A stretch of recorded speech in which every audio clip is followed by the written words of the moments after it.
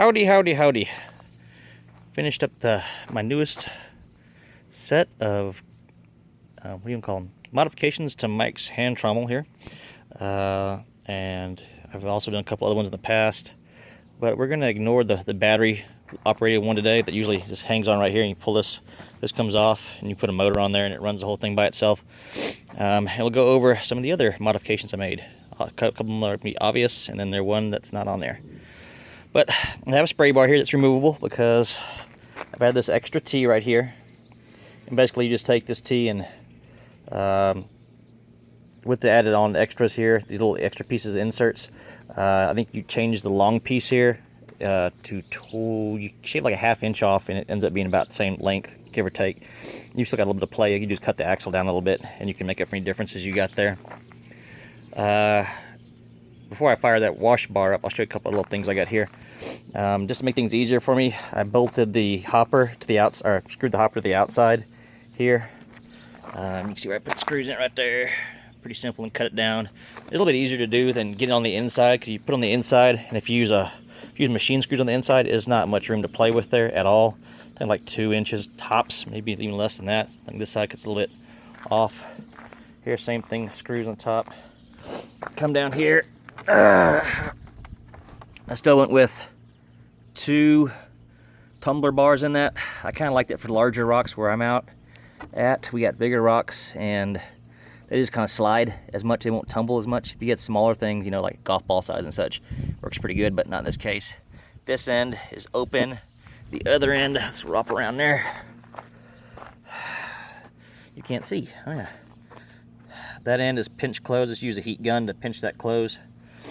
Second major mod, or I think it's third. You can see this right here.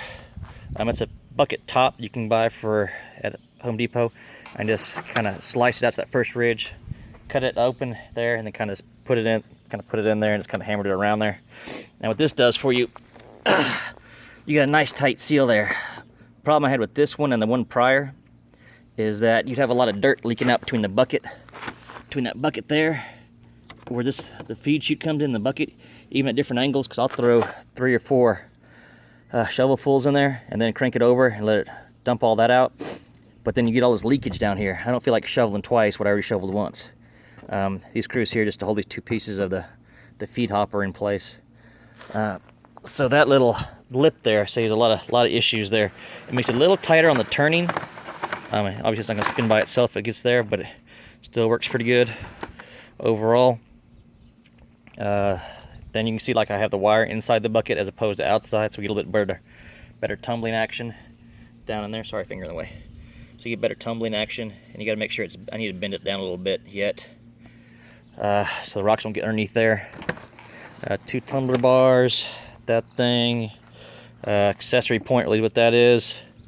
I got that part. This piece is cut down a little bit. It's only like, it's 5 inches. I really rather would have had it to be 7 on this end, and cut this one down a little bit, make it back up. I think this was only like 3 inches from the bottom of the bucket. I use considerably more buckets for this than Mike's original plan does, but the original plan is still fantastic.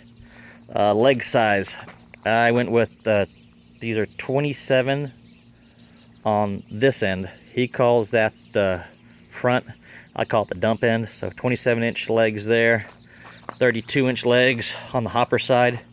Just a little bit better to deal with, so I can be, at hip level right here with the turning and all that. Makes it a little bit easier to work with, I think, in my end. It depends on how tall you are. Spray bar, holes pointing inwards at an angle there on both sides, and you really can't see that part. Then I also put a couple of them back here, and there's some right underneath here that spray back into it. So let's fire up the old garden hose here. Now this is just sitting in the hose for the time being. You can actually get little, depending on how you wanted to do this, you could, see, this is a light little stream there. You could actually get fittings for this that a hose can screw into, or put a fitting on this that you can run a like a 1100 gallon pump. Obviously it's leaking out because it's just sitting inside that little hole right there and pushing through. But hose works that way. Originally designed this for this thing to be able to flip back and forth. You go either direction, so if you wanted to do a slow wash and blow it up and then roll it down, or if you want to turn it around. This one's built a little different from my last one. and this spray bar was built for the last one. This has a little bit more pressure, it wouldn't leak in that little spot right there. That's why I went a little higher and wider with this, so all the water would run down to it. Obviously it comes right down here, comes right down there, and into the buckets down here. So if you wanted to have a recycling, you could do that too. Get a little bit of water coming down that pipe. I think once it spins, it wouldn't be much of an issue. Or you could put a little collar around that center pipe, that center axis.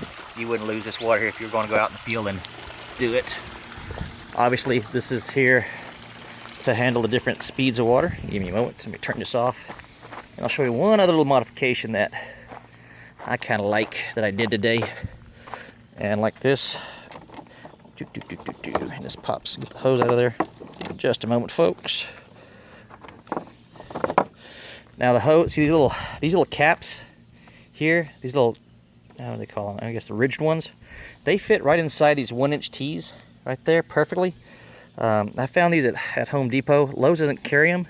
Those will fit. But the round ones, like this that you see at home most of the time, it's for something else, but these round ones won't fit.